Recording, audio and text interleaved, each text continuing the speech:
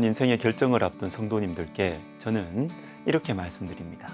예배 생활 열심히 하십시오. 왜 그럴까요? 예배를 많이 드리면 하나님께서 복을 주실 것이기 때문에 그것도 맞습니다. 그러나 제가 더 강조하고 싶은 것은 위기 앞에서, 중요한 결정 앞에서 하나님 말씀을 많이 들어야 돼요. 사람의 말보다 하나님의 말씀을 많이 들어야 제대로 판단을 할 수가 있습니다. 여러분, 하나님께 승부수를 띄우십시오.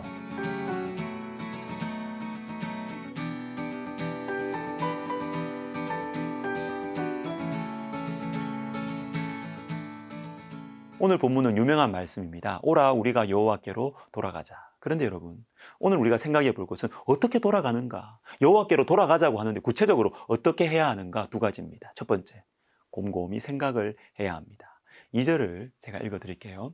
여호와께서 이틀 후에 우리를 살리시며 셋째 날에 우리를 일으키시리니 우리가 그의 앞에서 살리라.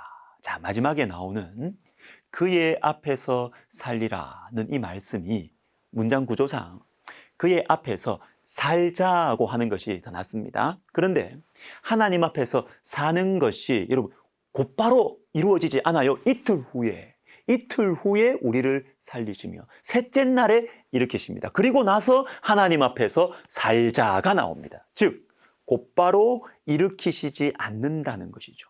그러면 왜 이틀 후에 살리실까요? 금방 살리시면 얼마나 좋습니까? 내가 좀 잘못했어도, 내가 교만하고 좀 음란해도 금방금방 회복시켜 주시면 얼마나 좋습니까? 포로로 끌려가도 일주일만 고생하고 돌아오면, 1년만 고생하고 돌아오면 얼마나 좋습니까? 그런데 하나님은 그렇게 하지 않으세요. 70년을 보내게 하십니다. 이틀 후에 살리시는 것이죠. 왜 이틀, 70년 기다리실까요? 생각을 하라는 거죠. 곰곰이 생각을 하라는 거죠. 하나님께서 치실 때 나 자신을 돌아보고 내 인생을 돌아보고 어떻게 살아야 되는지 내 잘못을 한번 돌아보라는 것입니다. 우리가 맞을 때 그 당시는 아파서 정신이 없잖아요. 그죠? 여러분 부부싸움 할 때도 어떻습니까? 남자분들이 대체로 다 잘못했다. 실제로 잘못하고요. 그죠? 그리고 남편이 사과를 하잖아요. 여보 잘못했어. 그러면 그래? 뭘 잘못했는데? 몰라. 당장은 뭘 잘못했는지 모릅니다. 부모님을 떠나보내신 분들도 그러십니다. 장례를 치를 때는 정신이 없답니다. 우리 아버지, 어머니 또다시 볼 수 있을 것만 같습니다. 그런데 장례 다 치르고 나서 시간이 지나면 일주일, 한 달, 2달이 지나면 그제서야 부모님이 내 인생에 어떤 의미인가? 받은 사랑, 충분히 해드리지 못한 효도 시간이 지나야 생각이 나는 것입니다. 이틀 후에. 남자분들 군대도 마찬가지예요. 저는 26개월 군생활 했는데요. 딱 1년만, 12달만 군생활하면 좋겠다라는 생각이 들더라고요.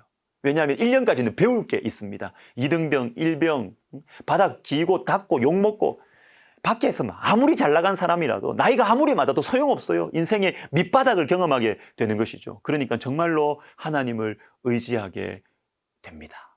그래서 주일에 군대 교회 가면 막 눈물이 쏟아져요. 예배 시간이 막 졸려도 상관없어요. 졸 수 있다는 이 자유, 이게 은혜이고 감사의 제목입니다. 정말 배울 게 많아요. 그런데 1년까지 1년이 지나면 군대 밥이 맛이 없어져요. 배가 불러가지고 말이죠. 반찬 투정하고 그리고 편해지니까 쫄병도 괴롭히고 군생활 1년만 하면 좋겠다는 생각을 했습니다. 그런데 1년만 하면 안 돼요. 왜 그런 줄 아십니까? 1년이 지나면서부터 국방부 시계를 보게 됩니다. 인내심을 배워요. 야, 시간이 이렇게 안 가는구나.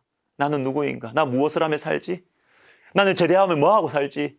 인내하면서 기다리면서 생각을 해요. 생각을. 이전에는 생각할 시간이 없었거든요. 여러분, 하나님께서 우리를 치실 때가 있습니다. 그때는 곰곰이 생각을 해야 됩니다. 전도서 7장 14절 형통한 날에는 기뻐하고 공고한 날에는 되돌아보아라. 공고한 날에는 되돌아보아야 합니다. 하나님께서는 우리에게 고난만 주시는 것이 아니라 고난 중에 생각할 시간을 주십니다. 하루 만에 살리시지 않습니다. 이틀 후에 살리시고 셋째 날에 일으키시는 것입니다. 그래야 고난 중에서 하나님과 나와의 관계를 생각하고 그래서 그 고난의 시간들이 지난 후에 2절 마지막에 고백이 나오는 것이죠. 우리가 그의 앞에서 살자. 이제는 정말로 주님 앞에서 살아가자. 이것이 바로 하나님께로 돌아오는 방법입니다. 여호와께로 돌아오는 방법 두 번째는 여호와를 아는 것입니다. 6장 3절에 그러므로 우리가 여호와를 알자 힘써 여호와를 알자. 이것은 여러분, 이 말씀은 머리로 하나님을 알고 믿는 정도가 아니고요, 진심으로 하나님을 알고 믿는 것입니다. 내가 고난의 시간을 통해서, 아픔을 통해서, 실패를 통해서 하나님의 손길을 체험한 것입니다. 그래서 여호와를 알자라는 것은 여호와를 사랑하자. 힘써 여호와를 알자라고 하시는데요, 힘써라는 말이 원래는 동사예요. 동사. 억지로 밀고 나가자, 밀어붙이자, 자꾸 권하자라는 의미예요. 그러니까 힘써 여호와를 알자라는 이 말씀은 여호와를 아는 것에 집중하자, 이렇게 보시면 됩니다. 여러분, 그렇습니다. 인생의 중요한 위기 앞에 서 있을 때, 중요한 결정을 해야 될 때, 만사 제쳐놓고 전능하신 하나님께로 돌아가야 됩니다. 근데 어떻게 돌아가야 되느냐? 집중을 해야 됩니다. 집중. 하나님을 아는 것에, 하나님을 사랑하는 것에 집중을 해야 하는 것입니다. 몇 해 전에 졸업을 앞둔 한 신학생이 저를 찾아왔어요. 아유, 목사님, 저 이제 졸업인데 해놓은 것도 없고 뭐 갈 데도 없고 준비된 것도 없어요. 제가 그 말을 딱 듣고 이렇게 권해주었습니다. 좀 있으면 방학 되는데, 방학 되면 짐 싸들고 기도원 한번 가라고. 하나님께 승부수를 띄우시라고. 여러분, 우리 자신을 잘 보십시오. 큰일 났다, 걱정이다 하면서 기도는 안 합니다. 하나님께 승부수를 띄워야 되는데 그렇게 하지 않고 걱정만 해요. 한숨만 쉬고 짜증만 내고, 그러니까 안 되죠. 답이 안 나오죠. 영혼은 멍해지고. 그런데 하나님께 승부수를 띄우는 성도들이 있습니다. 지혜로운 분들입니다. 인간의 힘으로는 안 되구나, 내 힘과 지혜로는 이길 수 없구나. 여러분, 하나님께 매달려야 합니다. 하나님을 아는 것에, 하나님의 말씀, 하나님의 뜻에 집중을 해야 됩니다. 예배 생활 집중하십시오. 힘써 여호와를 알자. 이렇게 할 때 하나님께서 나타나서 일하시고 나는 하나님의 뜻을 알게 될 것입니다. 기도하겠습니다. 하나님, 위기의 시기, 답답한 시기, 중요한 결정의 시기 있는 우리 성도들이 있습니다. 하나님, 말씀에 집중하고 하나님께 집중하고 예배에 집중해서 하나님께서 기뻐하시는 결정 내리게 하여 주옵소서. 예수님의 이름으로 기도하옵나이다. 아멘.